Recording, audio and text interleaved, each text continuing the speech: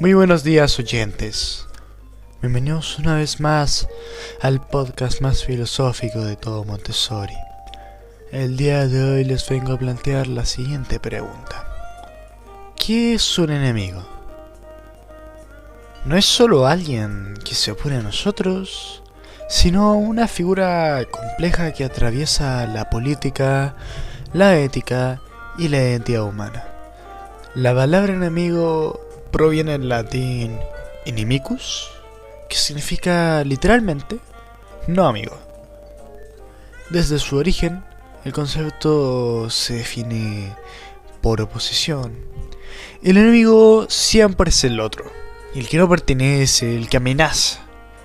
Pero esta definición básica pronto se vuelve insuficiente cuando intentamos comprender su profundidad filosófica.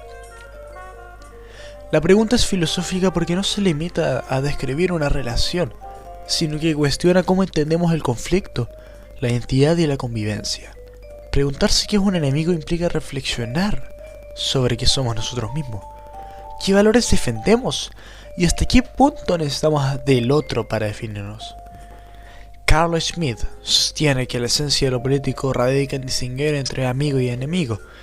Para él, sin un enemigo, el Estado pierde su sentido, porque no habría ninguna amenaza que justifique su existencia, ni una identidad que defender.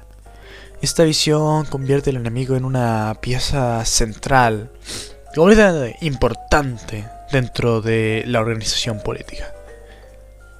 Hannah Arendt, en cambio, critica la perspectiva de Carl Schmitt.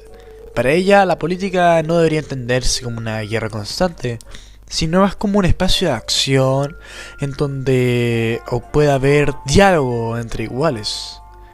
El enemigo aparece cuando ese espacio público se destruye. Cuando el diálogo se reemplaza por la fuerza, así el enemigo no es una condición natural, sino el resultado de una ruptura en la convivencia. Desde otro ángulo, Friedrich Nietzsche planteó que un buen enemigo es necesario para el desarrollo personal. No se trata de alguien a quien despreciar, sino de alguien que nos desafía. El enemigo, en este sentido, impulsa el crecimiento, mientras que el exceso de comunidad, representado como el amigo, puede debilitarnos. El enemigo nos ayudaría a crecer. Incluso Nietzsche lleva esta idea aún más lejos al afirmar que el enemigo también puede ser uno mismo, que nuestros miedos, inseguridades y limitaciones internas son nuestro enemigo. No podría no mencionar a Sun Tzu, ya que estamos hablando de enemigos, ya que en el arte de la guerra propone que el enemigo no es solo alguien a quien derrotar, sino alguien que debemos conocer profundamente. Conocer al enemigo es al mismo tiempo conocerse a uno mismo, lo que transforma el conflicto en una oportunidad de aprendizaje. Por su parte, y el maravilloso Nicolás Maquiavelo adopta una visión pragmática. El enemigo es una pieza más en el tablero. No hay odio, solo intereses. Tanto uno como el enemigo actúan buscando su propio beneficio, lo que convierte la relación en un juego estratégico más que en un conflicto moral. También, un genio de Grecia, Sócrates, ofrece una mirada ética muy distinta. El enemigo es más alguien confundido, que cree que hacer daño a otros le beneficia, cuando en realidad solo corrompe su propia alma.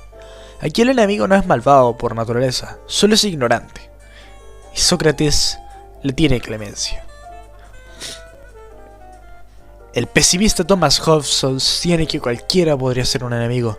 En un mundo donde los recursos son limitados, cualquier persona que decía lo mismo que nosotros y pueda arrebatárnoslo se convierte en una amenaza. En la filosofía oriental, el concepto se transforma aún más.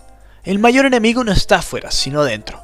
El verdadero guerrero no es quien conquista imperios, sino quien logra dominar su odio, su deseo y su ignorancia. Si integramos todas estas perspectivas, el enemigo deja de ser una figura única.